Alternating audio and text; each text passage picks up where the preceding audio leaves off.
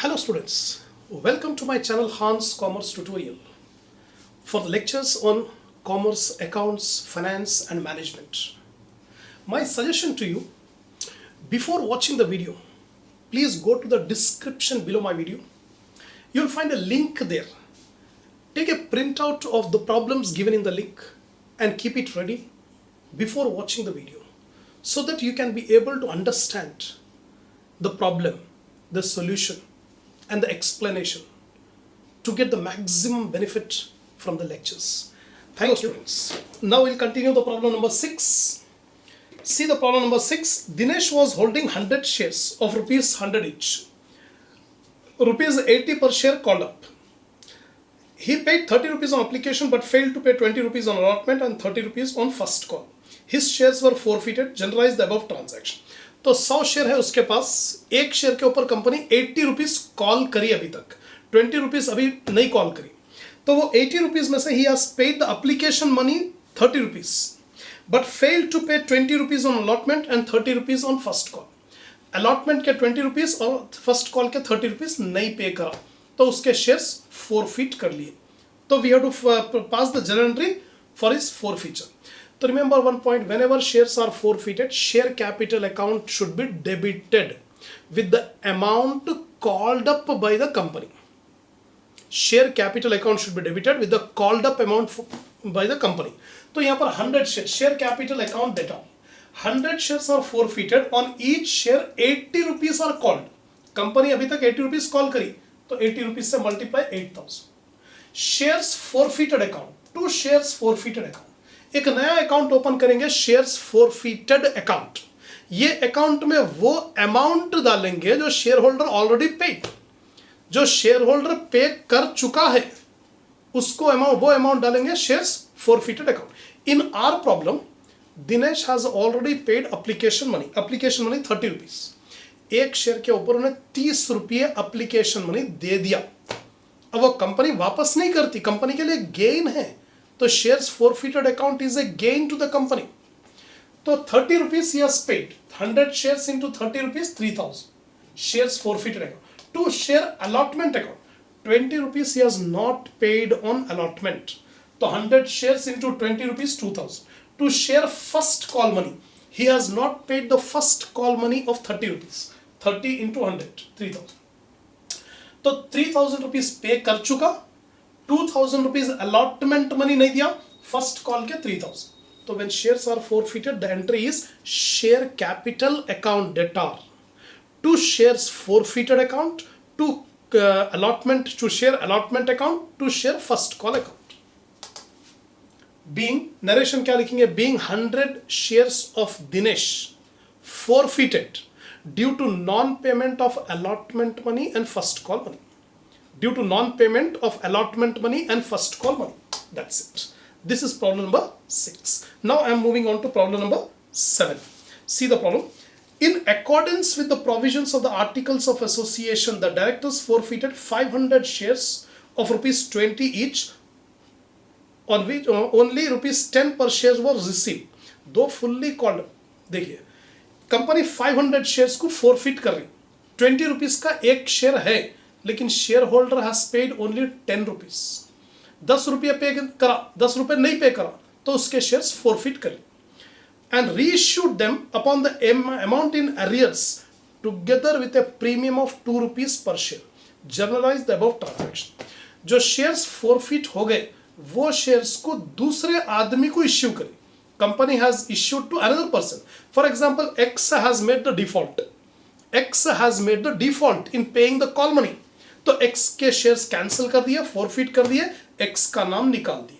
अब वो शेयर्स जो फॉरफिट हो गए वो मिस्टर Y को री इश्यू करें.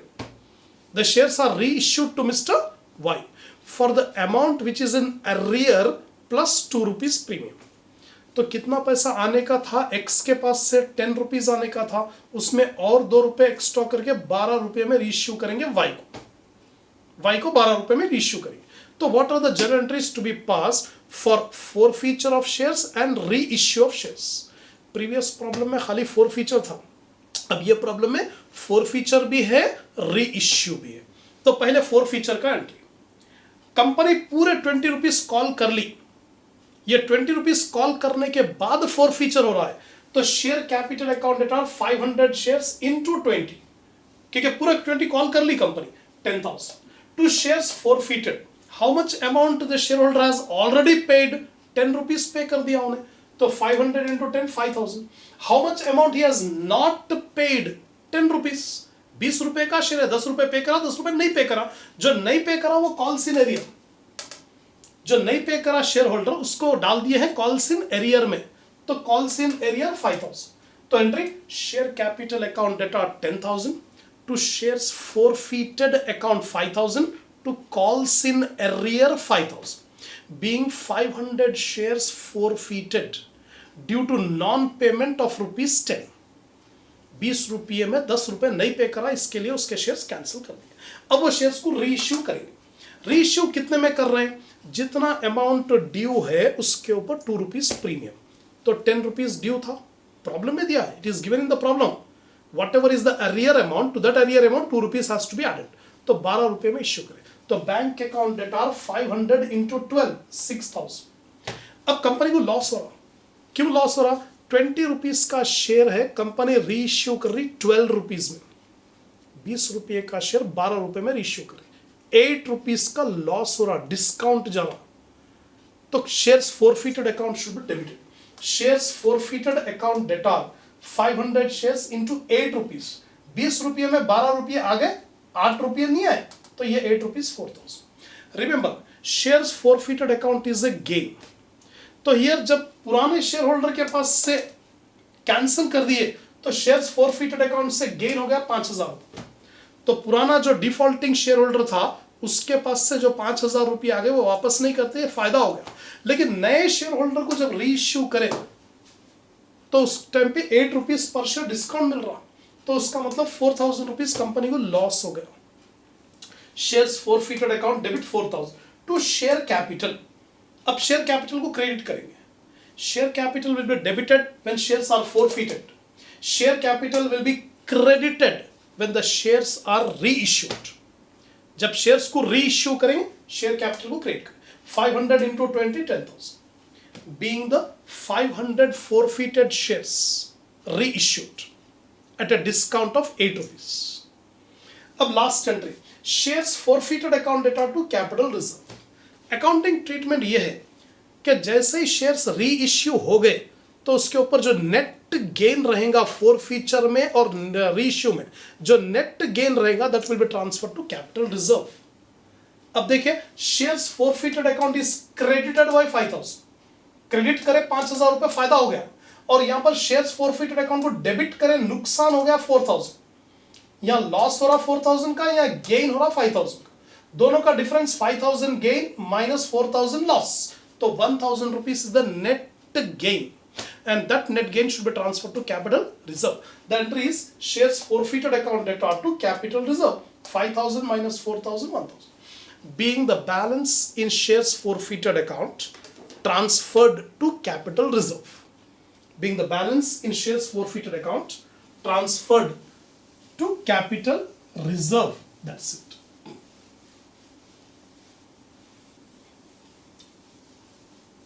This is the problem number 7. Now we'll move on to problem number 8. Now see carefully problem number 8. Eighth problem. X company limited issued 10,000 shares of ₹10 each at 10% premium payable as follows. 10,000 shares issue करें, एक share 10 रुपये का है लेकिन 10% premium, 10 rupees का 10% 1 रुपी, तो 10 रुपये का शेयर 11 रुपये में इश्यू करेंगे, 1 रुपया premium, on application 2 rupees, on allotment 4 rupees including premium. Allotment के टाइम पे 4 रुपये रिसीव कर रहे हैं जिसमें से 3 रुपये कैपिटल के हैं और 1 रुपया प्रीमियम का है। Then on first call 3 rupees, on final call 2 rupees, तो पूरे चारों अमाउंट को ऐड करके देख लो 11 रुपीज हो रहे हैं।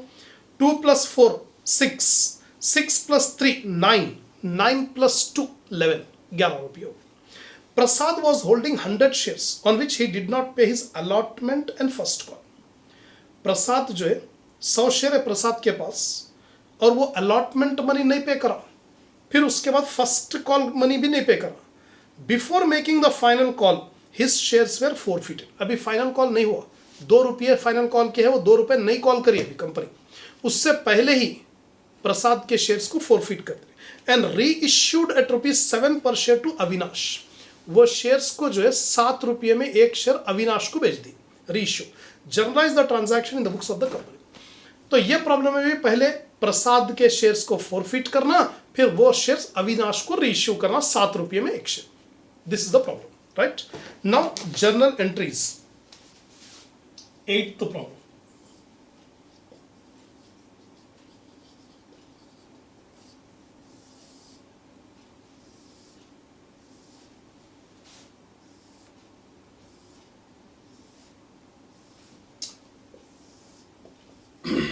See carefully. The first entry. Whenever shares are forfeited, share capital account should be debited. Share capital account data. How many shares were forfeited given in the problem? 100 shares.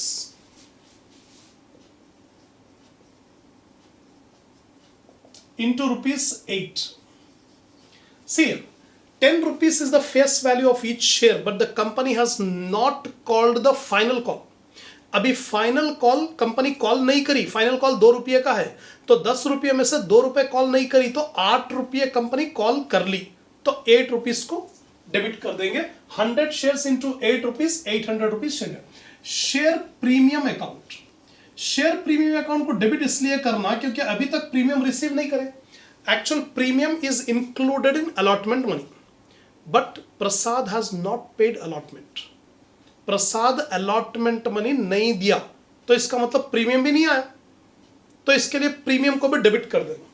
Premium account debtor 100 shares into ₹1. एक share पर 1 रुपया premium है. 2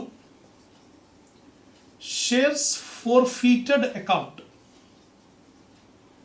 Shares forfeited account 100 shares into rupees. What is the application money per share he has paid? He has already paid 2 rupees. एक share पर application money 2 रुपये दे दिया, तो 100 into 2, 200 rupees. 2 share allotment account 100 shares into ₹4. देखिए allotment money 4 rupees है ना, एक share के ऊपर अलॉटमेंट मनी 4 रुपीज है. He has not paid allotment money 4 rupees. To share allotment 4 rupees.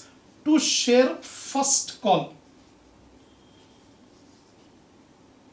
100 shares into, how much is the call money for first call? It is 3 rupees. 300. अब check करिए, check it whether it is equal or not, debit or credit. 800 plus 1 900, 2 plus 4 6, 6 plus 3 9, 6 plus 3 9. तो narration क्या लिखेंगे? being 100 shares of प्रसाद, प्रसाद ही ना, yes, being 100 shares of prasad forfeited due to non-payment of allotment money and first call money. Being 100 shares of prasad forfeited due to non-payment of allotment money and first call money. ये पहला entry हो गया. अब second entry जो पास करेंगे वो री issue का entry. The same shares were reissued to Avinash for ₹7. 100 share जो फॉरफिट हो गए हैं, वो फॉरफिटेड शेयर्स को अविनाश को रीइश्यू करें तो बैंक को डेबिट करेंगे. Bank account debtor 100 shares into ₹7, into ₹7, 700, 700 रुपया आ गए. शेयर्स फॉरफिटेड अकाउंट डेटा देखिए 100 into 3 rupees, 300. How, why I have taken 3 rupees? Because the face value of each share is 10. 10 रुपये का एक शेयर है, लेकिन अविनाश को जब री इश्यू करे तो 7 रुपीज में इश्यू करे, ₹10 का शेयर ₹7 में इश्यू कर दिए तो ₹3 लॉस हो गया कंपनी को, डिस्काउंट हो गया, तो वो डिस्काउंट को शेयर्स फॉरफिटेड अकाउंट को डेबिट कर देंगे। यहां पर फर्स्ट एंट्री में शेयर्स फॉरफिटेड क्रेडिट करते हैं, फॉरफीचर के टाइम पे क्रेडिट करेंगे, री इश्यू के टाइम पे डेबिट कर देंगे, लॉस हो गया। यहां गेन है, यहां लॉस है। 2, share capital account, 100 shares into ₹10, 1000, that's it. Being 100 forfeited shares reissued, being 100 forfeited shares reissued at ₹7 per share, that's it. Now balance remaining in shares forfeited account should be transferred to capital reserve.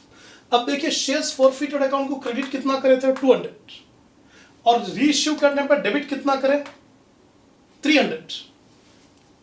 Shares forfeited account 200. Here debit. Oh sorry, I have taken a mistake here. Actually 10 rupees का share नहीं है.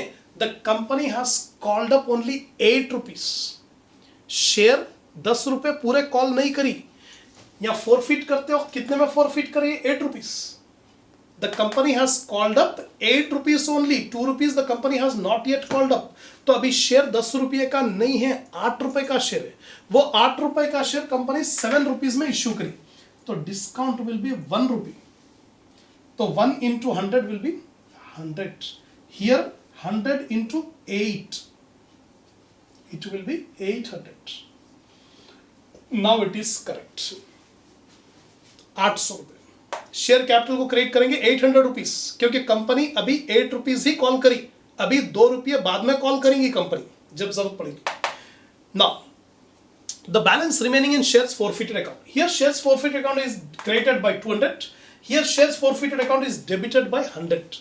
तो अभी 100 रुपये shares forfeited account में बाकी है, that should be transfer to capital reserve. उसकी एंट्री होती है shares forfeited account debtor to capital reserve. Third entry, ये सेकेंड एंट्री के बाद ये थर्ड एंट्री लिखिए, to capital reserve, that is 200 minus 100, तो remaining 100 rupees. This is the third entry. Shares forfeited account data to capital reserve, being the balance in shares forfeited account transferred to capital reserve. Now see the next problem. Problem number 9. Ninth problem.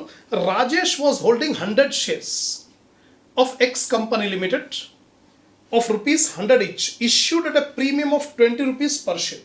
Rajesh के पास 100 share है, एक share 100 रुपये का है, लेकिन 20 रुपये premium पर reissue करे. He paid 25 per share towards application, 50 rupees per share towards allotment including premium. वो 50 रुपये अलॉटमेंट में है और वो अलॉटमेंट में 20 रुपये प्रीमियम है, तो 30 रुपये, 30 rupees कैपिटल है, 20 rupees premium. Then but failed to pay first call of 20 and final call of 25 per share. Allotment money दे दिया तो अलॉटमेंट मनी में प्रीमियम भी आ गया. अब प्रीमियम को डेबिट नहीं करना, अगर प्रीमियम नहीं आया तो प्रीमियम को डेबिट करें प्रीवियस प्रॉब्लम में, अब डेबिट नहीं करेंगे क्योंकि अलॉटमेंट मनी में आ गया premium. First call 20 rupees he has not paid and final call 25 rupees he has not paid. His shares were forfeited and reissued to Vijay at the rate of 70 per share. 100 रुपये का share 70 रुपये में company reissue करी विजय को. Generalized the transaction in the books of x limited. So this is problem number 9th.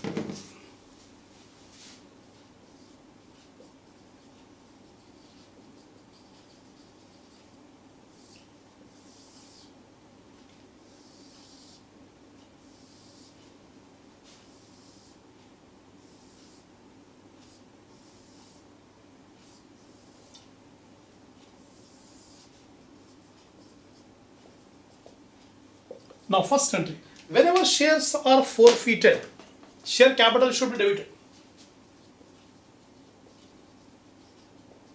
Share capital account data. How many shares are forfeited? 100 shares. And the company has called up fully 100 rupees, तो 10,000. एक share के ऊपर पूरे 10 रुपये company call कर ली, लेकिन ये शेयर होल्डर फर्स्ट कॉल और फाइनल कॉल नहीं पे करा. He has not paid the first call, he has not paid the final call. 2 shares forfeited.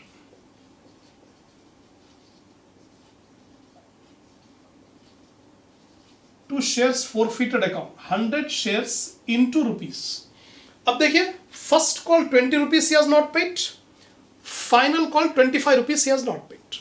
20 रुपये फर्स्ट कॉल के नहीं दिया और 25 रुपये फाइनल कॉल के नहीं दिया, तो टोटल मिलाकर 45 rupees he has not paid.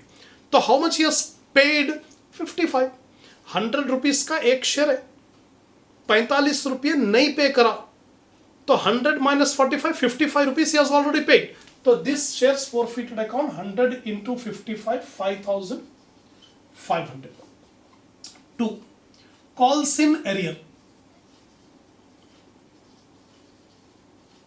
Calls in arrear account 100 shares into rupees 45, 4,500. 4,500. Being 100 shares of Rajesh, name of the person Rajesh, being 100 shares of Rajesh forfeited due to non-payment of first call of 20 rupees and final call of 25 rupees. ये हो गया forfeiture का. अब second entry will be reissued. Second, bank account data. 100 shares are reissued at rupees. What is the price at which it is reissued? 70 rupees. 7,000. 100 रुपये का share 70 रुपये में री इश्यू करे तो 7,000. Shares forfeited account data, loss कितना हो गया?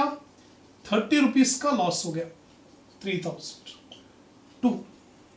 Share capital 100 shares into rupees 100, 10,000. ये एंट्री रहती है री इश्यू की. शेयर कैपिटल को क्रिएट करेंगे, यहां पर शेयर कैपिटल को डेबिट करें फॉरफीचर के टाइम पे और री इश्यू के टाइम पे शेयर कैपिटल को क्रिएट करें.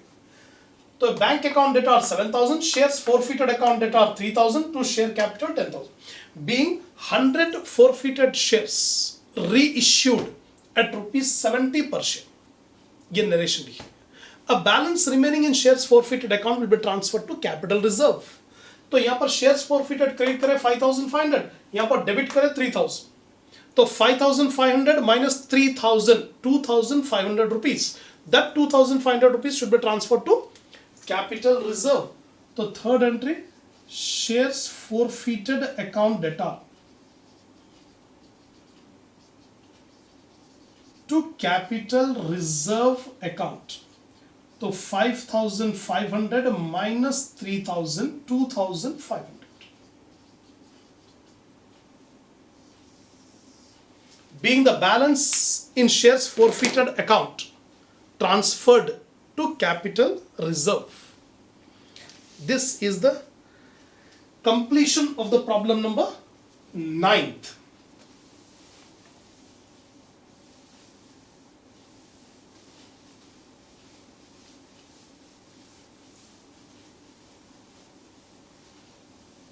Now, problem number 10. 10th problem.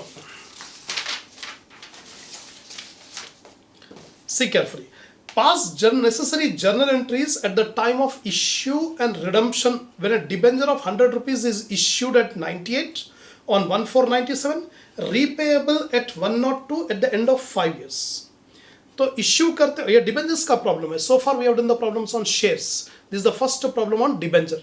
We have to pass the entry at the time of issue and at the time of redemption. Right? Pass necessary entries at the time of issue and redemption. तो 100 rupees का share issue करते वक्त 98 rupees में, तो 2 rupees discount. Company को loss हो गया 2 रुपये का, क्योंकि 100 रुपये का डिबेंचर इश्यू कर रहे हैं, कंपनी को आ रहा 98. और 5 साल के बाद जब कंपनी रिडीम करेंगी तो प्रीमियम पर रिडीम कर रही, 100 रुपये का डिबेंचर 102 रुपये कंपनी वापस करेगी. तो आपसे ले रही 98 रुपीज और वापस करेंगी 5 साल के बाद आपको 102 रुपये. तो इसका मतलब कंपनी को लॉस 4 रुपए का हो गया, 4 रुपीज का लॉस हो गया. Right. Now 10th problem, journal entries.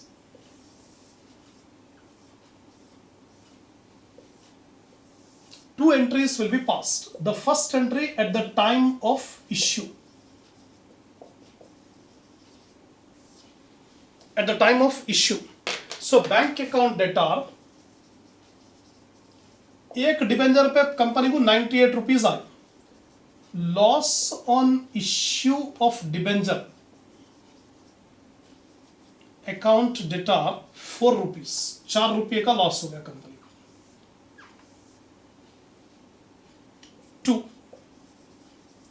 debentures account, actually face value of the debenture is 100 rupees. 2 premium payable on redemption of debenture account 2 rupees.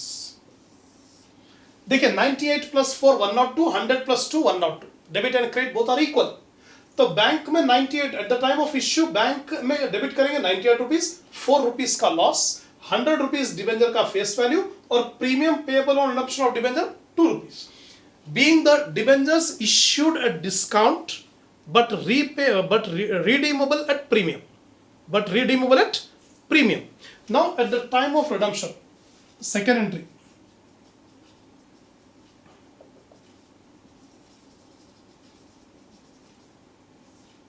At the time of redemption. At the time of redemption, we have to pass the entry debentures account debtor 100 rupees. Premium on redemption of debentures account debtor 2 rupees. To bank 102. Debentures account debtor 100. यानी redemption के time पे जब 5 साल गुजर जाएंगे, जब company वापस पैसे दे देगी तो डिबेंजर्स को डेबिट करेंगे. यहां पर डिबेंजर्स को क्रेडिट करे थे. इश्यू के टाइम पर डिबेंजर लायबिलिटी था, क्रेडिट कर दिए. प्रीमियम पेएबल था, ये भी लायबिलिटी 102 रुपए की लायबिलिटी थी, अब पे कर रहे हैं. Debentures account debtor premium on redemption of debentures account debtor 2, then to bank 102. Being the debentures redeemed at 2 rupees premium. At 2 rupees premium. 11th problem. Problem number 11. X Limited issues 5,000 10% debentures of rupees 100 each. Journal entry, give journal entry in each of the following cases. So 3 cases are given. So 11th problem, journal entries.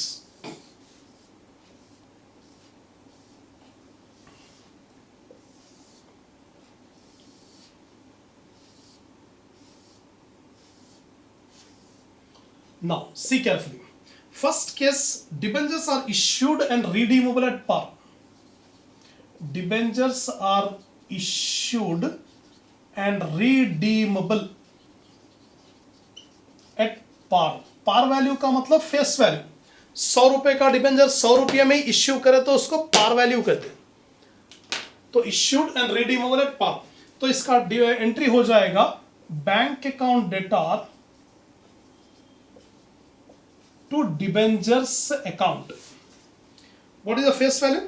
5,000 debentures of rupees 100 each, तो 5 लाख. 5,000 डिबेंजर है, एक डिबेंजर 100 रुपये का है, तो 5,000 into 100 5 lakh. तो क्या है? Debentures are issued at par and redeemable at par. Issue करते वक्त फेस वैल्यू, वापस करते वक्त भी फेस वैल्यू 5 लाख रुपए. तो entry bank account debtor to debentures account. Now second, debentures are issued at par. Debentures issued at par, but redeemable at 5% premium. But redeemable at 5% premium. जब issue करते वक्त par value face value आएगा तो bank account data 5 lakh issued at par, but redeemable at 5% premium. जब वापस करेंगे तो 5% premium देंगे. तो 5 लाख रुपीस का 5% 25,000. 5 लाख रुपीस का 5% 25,000. कंपनी को लॉस हो गया. तो loss on issue of debentures account debtor 25,000. 5%